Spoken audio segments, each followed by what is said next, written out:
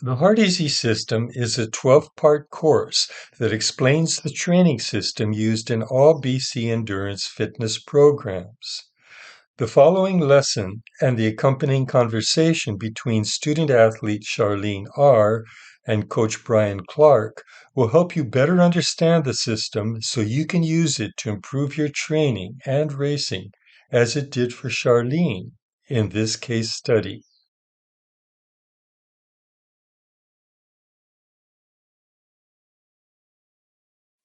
Conversations with Charlene R. on the Heart Easy System. Unit 1, The Introduction and Lesson 1. Charlene R. is an avid runner in her mid-30s. She works for the U.S. Army in Hawaii and lives on the island of Oahu. Her racing goal for the past several years has been to get her half-marathon time down to 2 hours. But she's been exceedingly frustrated by her inability to go below 2:15. Several recent coaches have supported her racing ambitions, taking a performance-based approach to lowering her half-marathon times. With seemingly unassailable logic, they've told her to pace herself at her desired goal pace during certain training runs as a way to reach her racing goal. Yet, she's continued on a performance plateau, crashing at the end of every race, including the Honolulu Marathon. Moreover, she hasn't enjoyed any of her racing experiences. In March 2023, Charlene approached me to see what I might recommend to get her out of her racing funk. My first suggestion was to work with me one-on-one to learn the Heart Easy system as a way to think differently about her training and racing. We met at my place to view and discuss the Heart Easy system video. I recorded the 2-hour session, which has become the following training and racing case study. The first 2 lessons of the case are offered here as an introduction to the Heart Easy system. My goal in sharing this material is to ease my student athletes into the concepts, tenets, and principles of the system so you and they can learn how to be more effective in your training and racing decisions. While you listen to Charlene's story, please think about your own training. The Heart Easy system should tell you in cogent terms how to structure workouts to build racing ability, while also explaining the way to actually garner adaptive value from those workouts. The system must be true in your experience. The Heart Easy system is an 11-lesson course that describes the training system used in all BC Endurance fitness programs. The purpose of this brief course is to teach racer-level athletes the concepts they need to understand and solve the perennial training problems. The basic problem, of course, is how racers can get faster at their chosen racing distance, whether the mile or the marathon.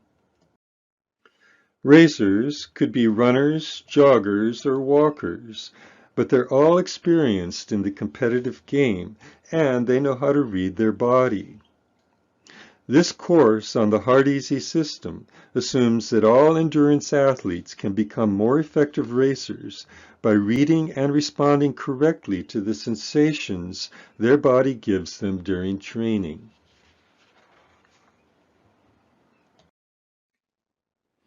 Racers understand that effective training is based on an awareness of the physical sensations accompanying or encompassing effort and energy. You don't need complex instrumentation to train correctly, especially where effort is concerned. What's needed is a willingness to pay attention to the way your body feels.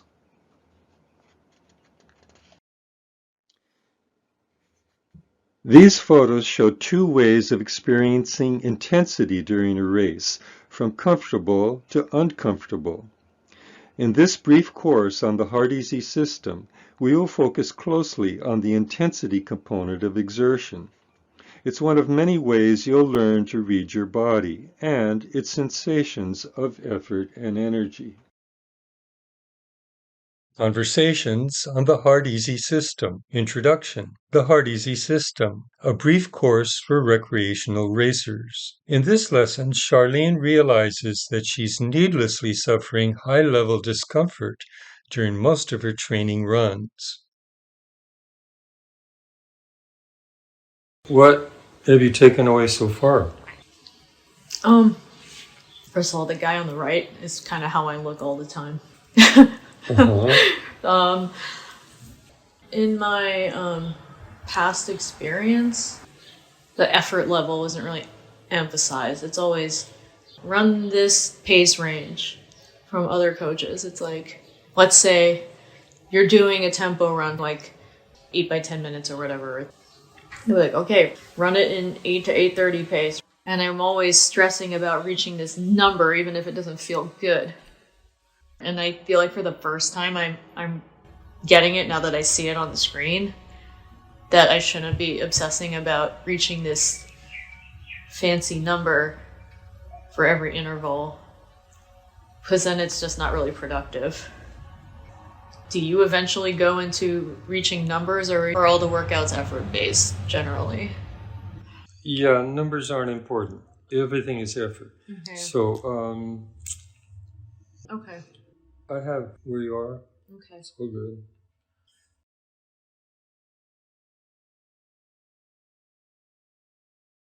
In Lesson 1, we begin with a basic training principle that every workout is fundamentally an exertion structure.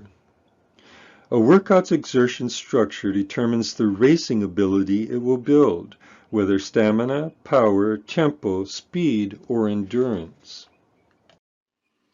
In other words, the ability-building purpose of a workout is inseparable from its exertion structure. For example, all light exertion workouts, such as this one in red, build stamina, the ability to run long and slow. One of the ways we can measure light exertion is to consider your breathing, which is conversational at the light exertion level. There are 5 components of exertion, including heart rate, breathing, power, tempo, and intensity. The components of exertion are each immediately accessible during every workout as measurable and distinct ranges of physical sensation. Your success in the training and racing game depends on your ability to adjust your pace according to these 5 exertion scales, including the scale for measuring changes in your breathing. So suppose you wanted to pace yourself during a marathon according to your breathing.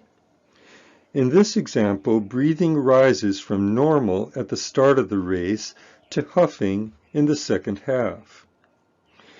In this sense, even a long race such as this 5-hour marathon can be viewed as an exertion structure, with breathing as the structural component. Conversations on the Hard Easy System. Lesson 1. A workout is an exertion structure. Exertion structures build ability, stamina, power, tempo, speed, and endurance. In this lesson, Charlene uses the word structure incorrectly to refer to the structure of a training program, rather than the exertion structure of a single 90-minute light exertion workout, which is designed to build her stamina, as shown in the lesson. So, the question I asked you here is, what's your interpretation? How do you explain this particular slide? All I think I can explain is that if you work enough in the lower tier of this chart, mild to light, then that's a foundation for building your stamina. Okay, and how would you use the word structure at this point? Honestly, I don't know. because to me, I didn't see my running schedule to be structured until I started incorporating harder days into it. Like when I was coming back from my injury and I started just running easy, I did nothing but easy running for like a couple of weeks, and I didn't think that counted till I was putting a couple of days of some tempo in there. So I don't know if I'm answering that right. you're using the word structure to talk about the structure of a training program Yes. from day to day, week to week, right? That's what I'm thinking of. Yeah, but that's not what this is saying. Okay. Sorry if I'm not saying it. I'm like, No, I'm I thinking mean, if you start... here's the deal. Yeah. What you're looking at is a workout. Mm-hmm. It's a 120-minute workout. Do you see that? Yes. You're developing a workout here to build your stamina. And so show me what the workout is. To me, it just looks like you're starting out really easy and then you're just kind of pressing your way up to a slightly more challenging level Of what? of exertion. And it looks like you're not overdoing it. It's just a little bit of a bump. And you're just trying to maintain that straight through to the 120 minutes. Mm-hmm. Yeah, that's all it is. It is? Okay. Okay, All right, let's- good. I got it right. Yeah, let's move I on. overthink things.